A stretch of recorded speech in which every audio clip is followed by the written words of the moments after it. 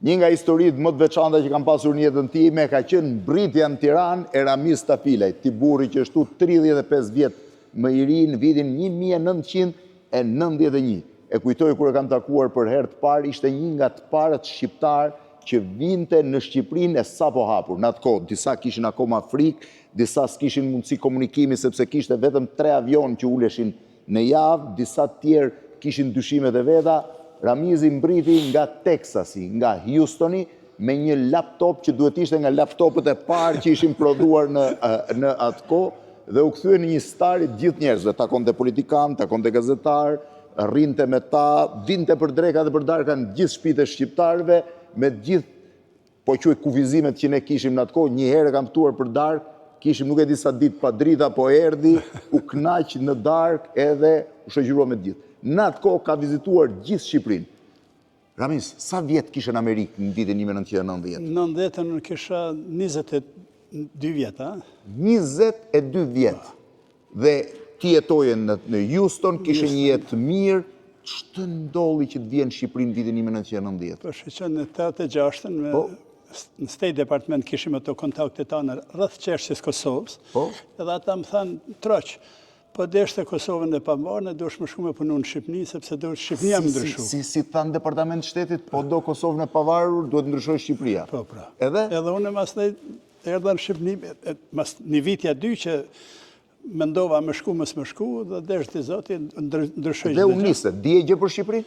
Asgjë heq. Por Ramizi kishte edhe një mjet jashtëzakonshëm për kohën. Kishte një kamera në dorë, një VHS, në të cilën sot mund gjesh thesare nga më të radhat. Mund të shohësh imazhet e Sali Berishës, Azem Hajdarit, Gramos Pashkos, madje edhe të Edi Ramës, kur ishte në kohën e tij më rebele. Do të thënë ti mbrite në Tiranë në vitin 1990. Si të duk Tirana? Tirana, shqeqonë, nuk mi më thonë kurrë se u duk keq, po ka qenë me vërtet e vështirë me pashtu, nuk e mujtë me besu që një shtet, një kryqytet... Ndërkohë njerëzit ishin të formuar, kishin shkollë, po s'kishin... Njerëzit edhe sot jam impresionu me intelektin e trive dhe me atë një por nuk kishin asnjë mundësi financiare. S'kishin mundësi financiare. Sa herë erdhe në Shqipëri në atë kohë? Po kom vazhdu në Shqipëni tej 94-ën kom najtë regullisht. Deri në 94-ën Ramizi ka ardhur rregullisht, po ai solli edhe gocën e vet, Besën, e cila kur e pyeta sot kur ke qenë për herë të parë në Shqipëri, më tha po, tha në atë kohë kam ardhur. Kur erdhe për herë të parë Besa? Edhe unë atëherë në 90. Ti ishe në high school në atë kohë? Në high school. Me njëherë kër është ardhë baba në Shqipëni, o këthyrë dhe tha krejt duhet na me shku bashkë. Po ishte çuditshme Shqipëria për ty? It was a little bit strange? I don't know if it was strange, po jam çudit se kur jena kënd vajgjel gjithmonë shkojshim në Kosovë dhe na tregoj ke videot e Shqipërisë të kahershëm, edhe e kom pas një pikturë në mend se ç'është ka më kohën, edhe kur jem shku atje, zemra u mësh si jem konë me njerëz të mia, njerëz shqiptar, po vendin është tokë, se ka me mu, se ka më tokë. Sigur kishte ndodhur në një luftë, kishte ra bomba, i themin e.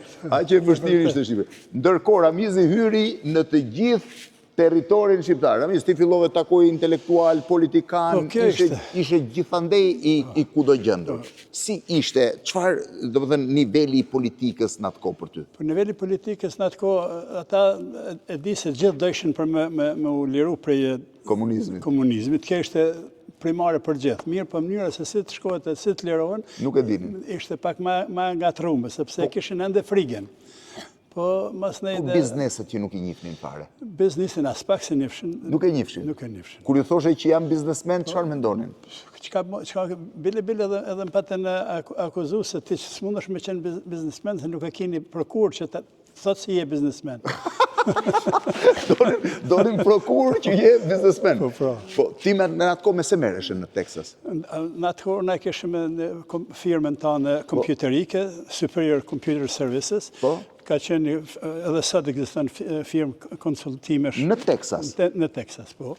Edhe mërshim kryesisht me atë punë, ka qenë shumë frytëdhënëse, sepse të ardhën atë në kompjuter, në atë kohë kanë qenë tepër të mëdha, sepse kalojshin nga kompjuter të mëdhenj, kompjuter të vegjël, edhe ish një kërkesë tepër e madhe, kështu që Dhe Ramizin atë kohë solli një kompjuter, laptop dorat për Azem Ajdarin, I cili tha me këtë do shkruaj librin tim, nuk e di nëse Azemi e shkruaj ti më librin më dhe, por laptopi I Ramizit u bë një lajm në Tiranën asaj kohe, Gramos Pashko e thirrë Azemin për darkë në shtëpi që të shifte kompjuterin, pastaj të dy bashkë shkuan t'ja tregonin Gens Polos, që merrte vesh nga kompjuterat dhe ishte një gjë e re në Tiranë, ishte lodra më e re e Tiranës. Por historia vazhdon akoma më tutje. Ramizi me disa miq të tij hapën të parën klub në Tiranë, Disco Albania, e famshme në vitet 90.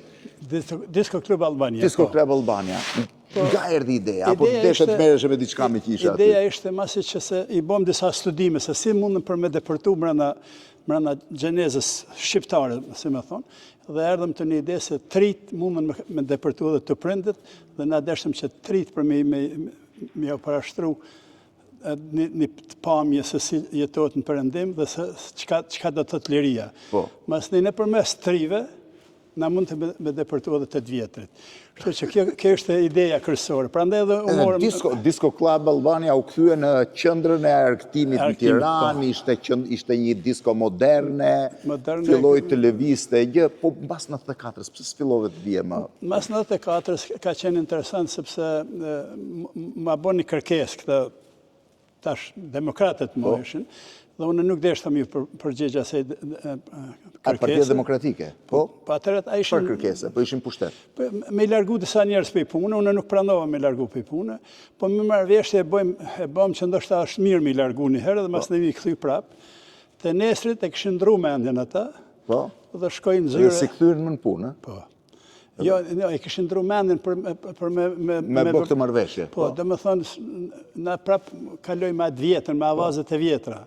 Edhe ti vendose ti. Edhe unë mas ne, kur e pash se një natë për para ma dhanë me në nëshkrim se çdo gjë do t'jetë në rregull. Dhe mas 12 orë shëndrun krejt mendimin, atër jem shkuju, këmë thonë, mirë vazhdojnë, mirë e kemi. Dhe ti, po të thuj se u ktheve shumë rrallë në Shqipëri më pas. Mas ne shumë rrallë, më këthuj se atër ju përkushtova ma shumë Kosovës. Ka ndryshu shumë Shqipëria?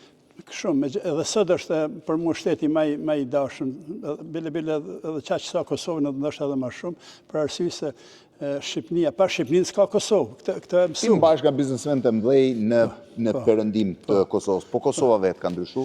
Kosova ka ndryshu, me qenë se edhe ka qenë ndryshueshme, Kosova ka ndryshu shumë, janë taft njerëz në Kosovë, sikurse edhe në Shqipni, por Shqipnia u tërgua edhe ma aftë, sepse ti sot ke shumë milionera ti marrim kështu në Shqipni se sa në Kosovë. Po, patjetër ekonomikisht Shqipëria është më fuqishme. Ma fuqishme, shumë ma fuqishme. Problemi është se në Kosovë mendojshin se duhet më bë milioner me një herë.